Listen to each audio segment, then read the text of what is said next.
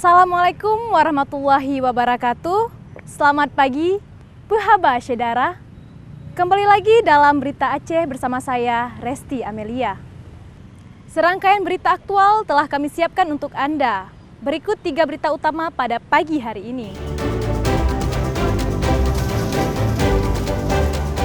Diduga akibat korsleting listrik, sebuah pondok pesantren di Aceh Singkil terbakar.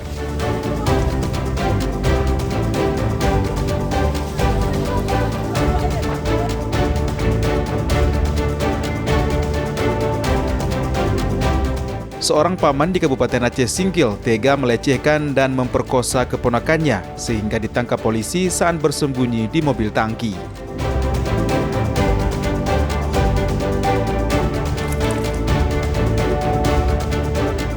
Bubur pedas khas Aceh Tamiang kerap diburu warga terutama saat-saat tertentu untuk menu kudapan dan berbuka puasa.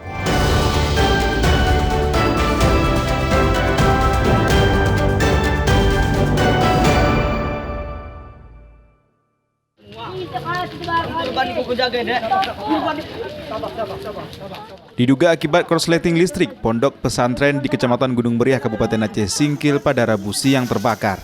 Kebakaran yang melanda pesantren Darul Falah Az-Zanzamiyah hanya melumat 6 bangunan pondok. Kebakaran berawal dari dapur umum santri lelaki saat mereka sedang mengikuti penyambutan santri baru.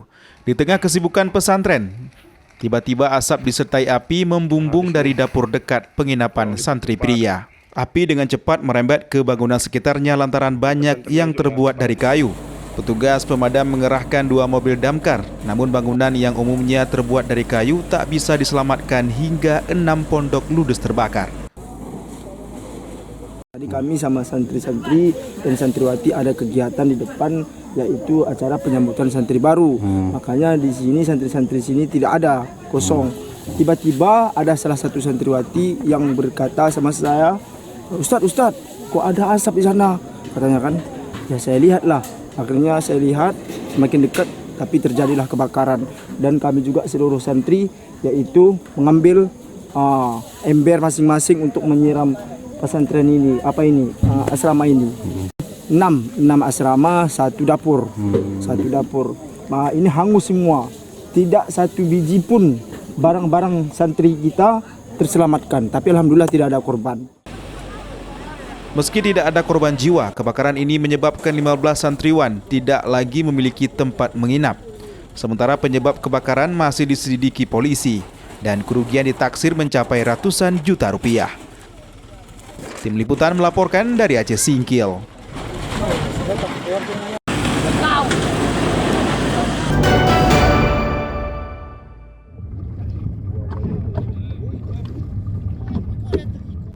Ratusan alat tangkap ikan ilegal bertebaran di Danau Lutawar, Aceh Tengah.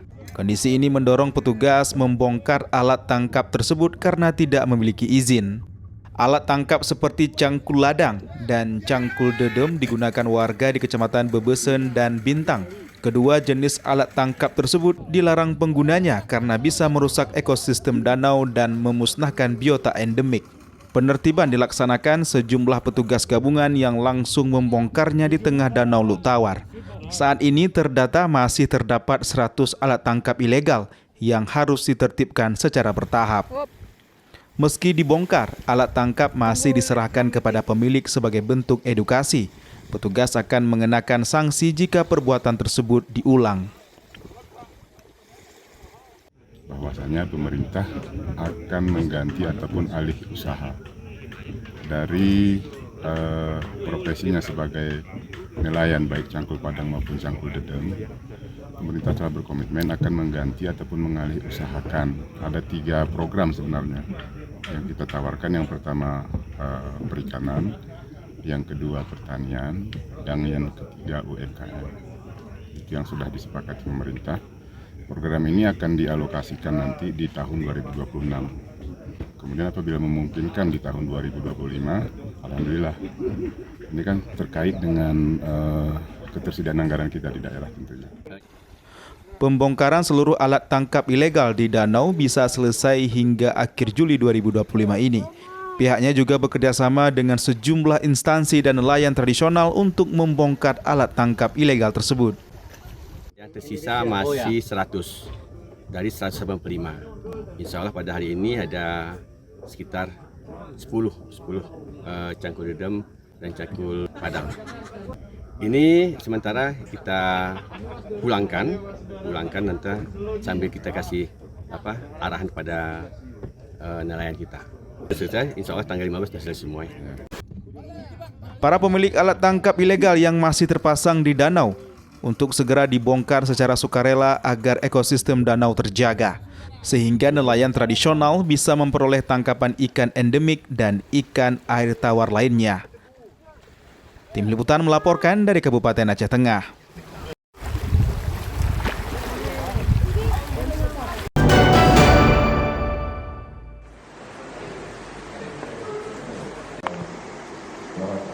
Seorang anak di bawah umur menjadi korban pelecehan dan pemerkosaan keluarga sendiri. Korban diduga diperkosa pria berusia 44 tahun yang juga pamannya. Tindakan tak senonoh pelaku akhirnya diketahui keluarga yang kemudian dilaporkan ke polisi. Atas laporan tersebut, polisi mencari keberadaan pelaku. Anggota petugas Satreskrim Polres Aceh Singkil menangkap pelaku saat hendak kabur ke Sumatera Utara. Pelaku ditangkap saat bersembunyi di dalam mobil tangki di wilayah Pos Lantas Sibande, Kabupaten Pak Barat. Ia diduga hendak melarikan diri ke rumah saudaranya di Kabanjahe, Sumatera Utara. Penangkapan melibatkan tim Resmob Polres Aceh Singkil dengan bantuan Resmob Polres Sebulu Salam. Kemudian beberapa saat ada salah satu truk tangki tiba-tiba berhenti melihat ada razia dari polisi, berhenti. Dia personal curiga dan langsung mendatangi truk tangki tersebut. Setelah didatangi, dicek di dalam kabin tersebut, dalam penumpang di sebelah kiri, ditemukanlah si pelaku di sini. Saat ini tersangka mendekam di sel tahanan Malpores Aceh Singkil dan terancam pasal 50 JO pasal 47 Kanun Aceh nomor 6 tahun 2014 tentang hukum jenayat. Pelaku diancam maksimal hukuman 200 bulan atau 16 tahun penjara. Sementara itu korban telah divisum dan menjalani pemeriksaan psikologis dengan pendampingan dari Dinas Pemberdayaan Perempuan dan Anak. Tim Liputan melaporkan dari Aceh Singkil.